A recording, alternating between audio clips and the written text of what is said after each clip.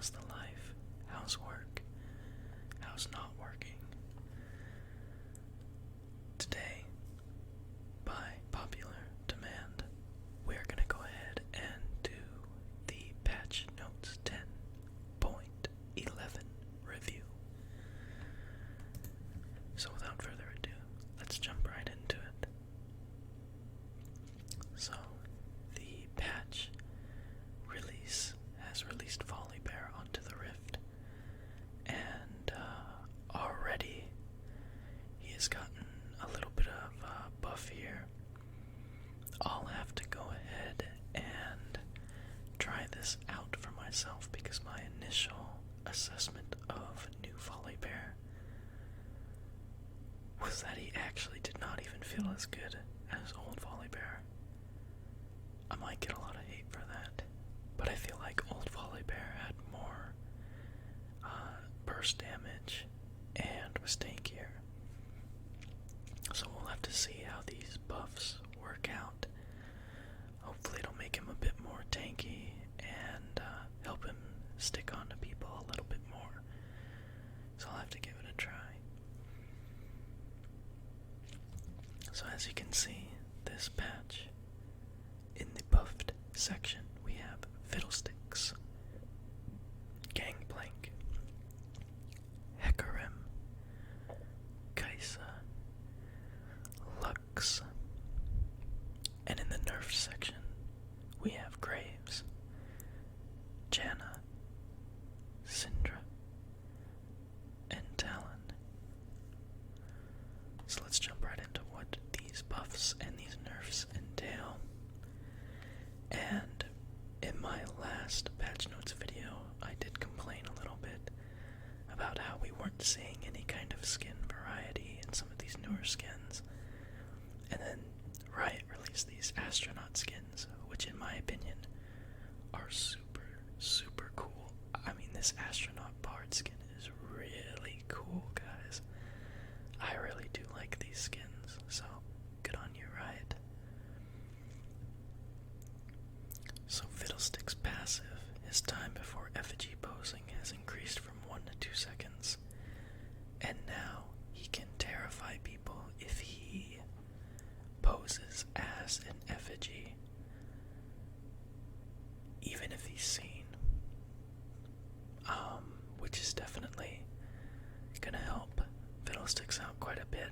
I feel like Fiddlesticks was a decent champion, so I'm not really sure why exactly he's getting buffed.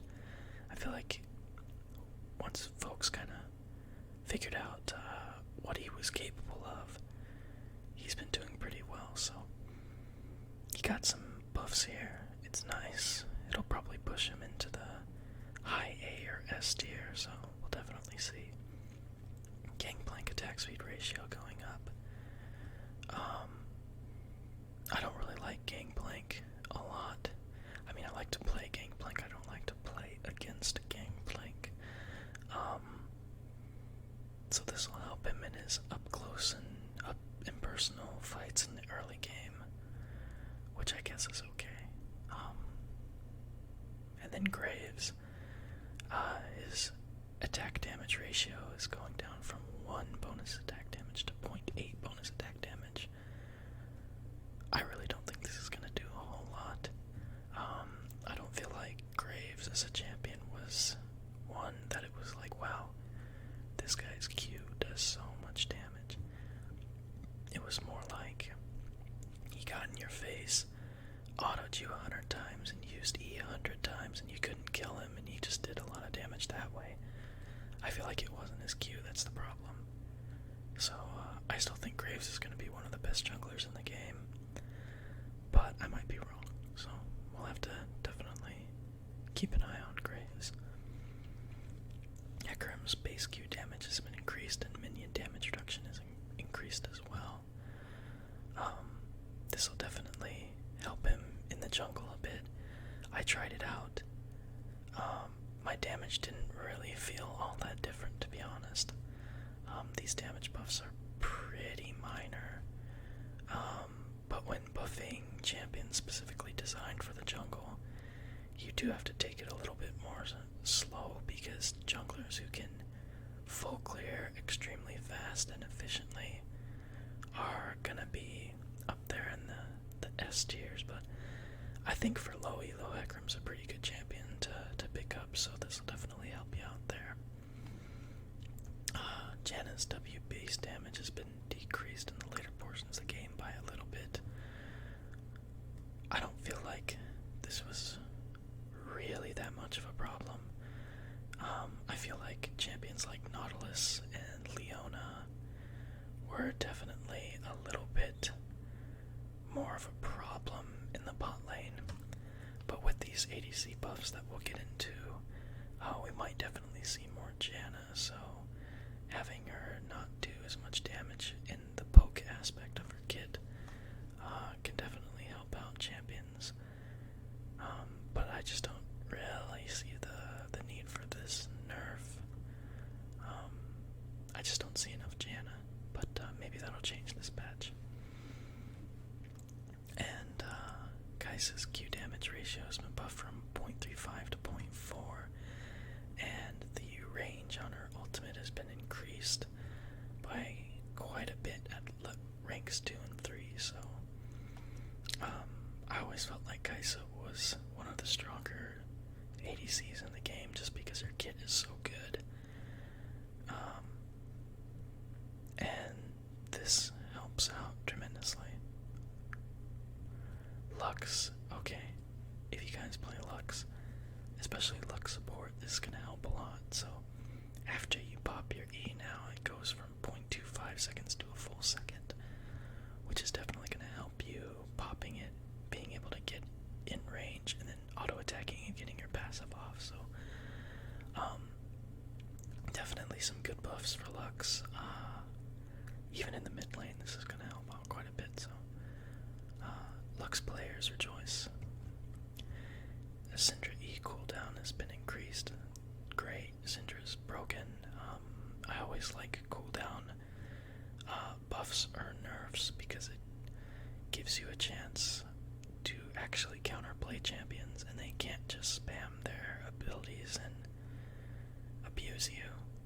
So it gives you an actual window to be able to fight them. So this is good. Talon's Q cost has been increased by 10 mana, and the heal has been reduced by quite a bit in the early game. Talon's a champion that wants to all-in you in the very, very beginning of the game.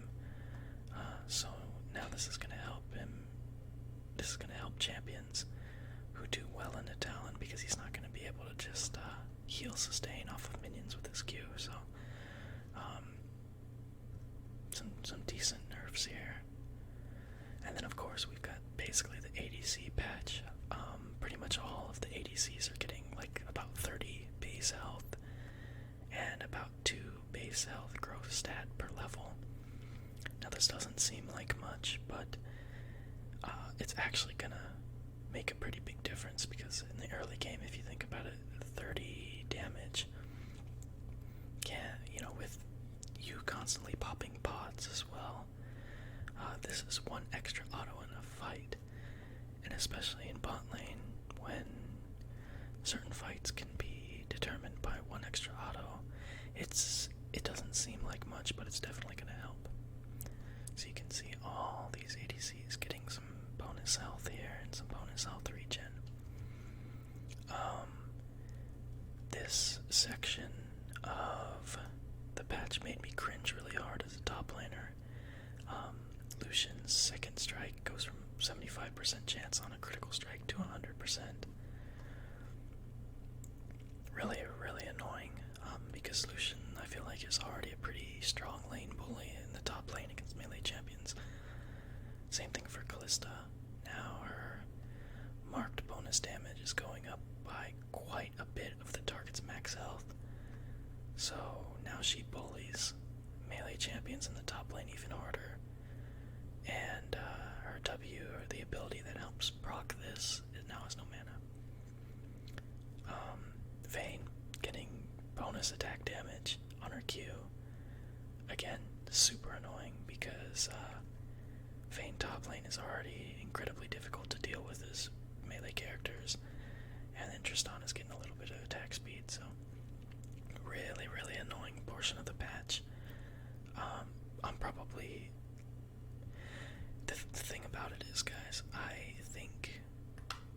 range top laners, especially ADCs, with abilities to get you off of them when you're playing melee champions. Just makes the lane so unfun and so uninteractive, and it just doesn't feel good to play. And it's not fun, so I'll probably just switch my role from top to jungle from here on out, because I don't want to deal with literally these three champions in my top lane. And another part of the patch that made me cringe, because if you remember in the last patch, Udyr got 5 base movement speed as his cure-all buff, and then immediately after, the only champions that he was able to kill got HP buffs, and now Zeal and all of these basically core ADC items get a 2% movement speed buff now, with champions that start off with a base of around 340 movement speed. Basically, once they build Zeal, they get like 7 movement speed, which makes Udyr's buff literally worthless. Like, literally worthless, so this definitely hurts to see. So, but the good thing about this for you ADC players, pick up Jhin. I'm telling you, Jhin is gonna be stupid good now, with rapid fire cannon and